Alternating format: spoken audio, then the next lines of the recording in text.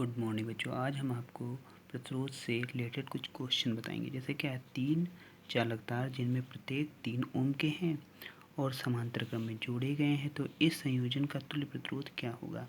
तो मान लिया पहले 3 तार क्या थे, उनका प्रतिरोध क्या होगा, R1 R2 R3। जैसा कि हमें दिया गया है क्वेश्चन में कि सभी के प्रतिरोध कितने हैं, 3 ओम, तो R1 R2 R3 सभी के बराबर क्या होगा, 3। तो समांतर क्रम में आपको हमने बताया था, मतलब एक ये होगा, दूसरा ये होगा, तीसरा ये होगा, आपस में जुड़े हुए हैं कहीं, और ये धारा यहाँ से आ रही होगी, तो ये समांतर क्रम होगा। ये R1, ये R2, ये R3। अब इनका तुल्य प्रतिरोध, तो तुल्य प्रतिरोध आपको बताया था हमने। तुल्य प्रतिरोध क्या होगा, समांतर क्रम के लिए फॉर्मूला आपको पढ़ाया था, 1/r is equal to 1/r1 1/r2 plus 1/r3।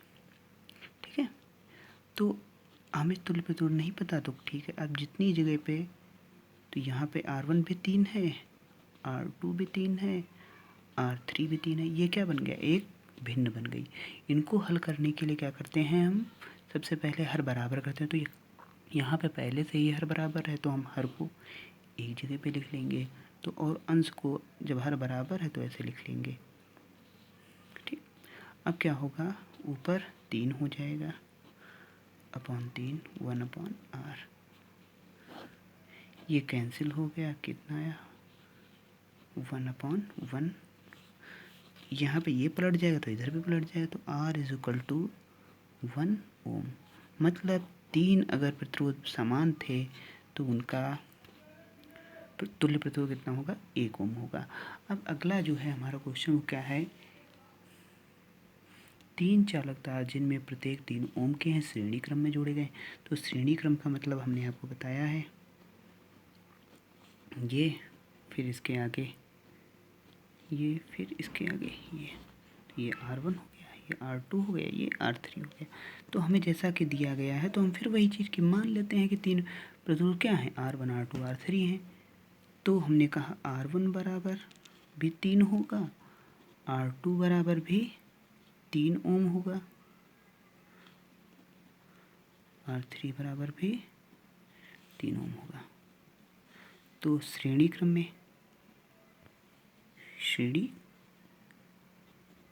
में का संयोजन है, तो R बराबर कुल प्रतिरोध जो होगा वो R1 R2 प्लस R3 के बराबर होगा। तो R, तो ये भी 3, ये भी 3 और ये भी 3, कितना हो गया, 3 त्रिका 9 ओम। ये तुल्य प्रतिरोध हो जाएगा। ओके बेटा, अगला क्वेश्चन क्या है, जैसे ये दिए गए हैं, 2 पहले प्रतिरोध आपस में समांतर क्रम में जुड़े हैं, उसके साथ में एक श्रेणी क्रम में जुड़ा है, और यहाँ से कुछ धारा आ रही है, फिर ये 2 भागों में बढ़ गई, तो ये समांतर क्रम है, ये श्रेणी क्रम हो गया उसके साथ में। तो अब हमें कह रहा क्या, ए और बी के बीच का विभवांतर ज्ञात करना है। विभवांतर तो हम तभी ज्ञात कर पाएंगे जब हमें कुल धारा पता है, कुल धारा तो पता है, कुल प्रतिरोध पता हो। तो कुल प्रतिरोध यहाँ पे दिया गया, लेकिन ऐसे नहीं होगा क्योंकि ये समांतर क्रम है, तो कुछ कम हो जाएगा, फिर इसके साथ में जुड़ेगा। तो हमने कहा ये R1 हो गया, ये R2 हो गया, और ये R3 हो गया।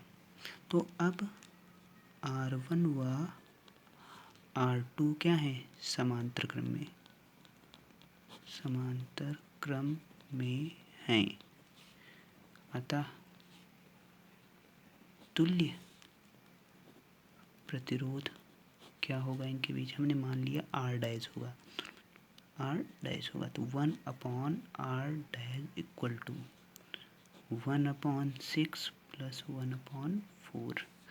अब यहाँ पे देखा जाए तो एलसीएम हम तभी जोड़ पाएंगे जब एलसीएम क्या हो, सभी का हर बराबर होते हैं। तो हर नहीं बराबर है, तो हम लासा ले लें, तो लासा है 6 और 4 का कितना होता है, 12। यहाँ पे 6 है, यहाँ पे 12 कैसे होता है, जब ऊपर नीचे 2 से गुणा करते, तो ये 2 हो गया। यहाँ पे 3 से ऊपर नीचे गुणा कर लेते, तो 3 चौक 12, तो यहाँ पे ये 12 तो हमने दोनों जगह हो गया, तो लिख लिया, ये इतना आ गया। ठीक है, तो कितना आया, 5/12, 1/R डैश बराबर, तो R डैश बराबर क्या होगा, 12/12, 5 क्योंकि इधर पलट गया तो इधर भी पलट गया। इसे डिवाइड कर दें तो 2.4 ओम ये प्रतिरोध हो गया। अब आगे कहा जाए, इसका तो रिजल्ट आएगा कितना 2.4, ये इसके साथ में क्या है श्रेणी क्रम में, तो R डैश व R3 किस में होंगे श्रेणी क्रम में।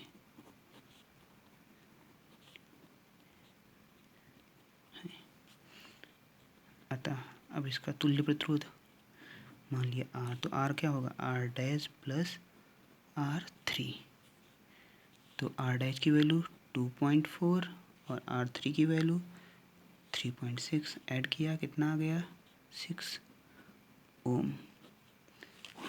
अब हमें निकालना क्या था, इसका A और B के बीच का कुल विभवांतर, तो A व B के बीच विभवांतर क्या होगा V बराबर I इंटू R। तो I कितना है 2 एम्पियर की धारा जा रही थी पूरे में, प्रतिरोध कुल कितना हो गया पूरे के बीच में 6 ओम, तो कितना आया 12, क्या इसका मात्रा क्या होता है विभव का वोल्ट, 12 वोल्ट क्या होगा ए और बी के बीच का विभवांतर।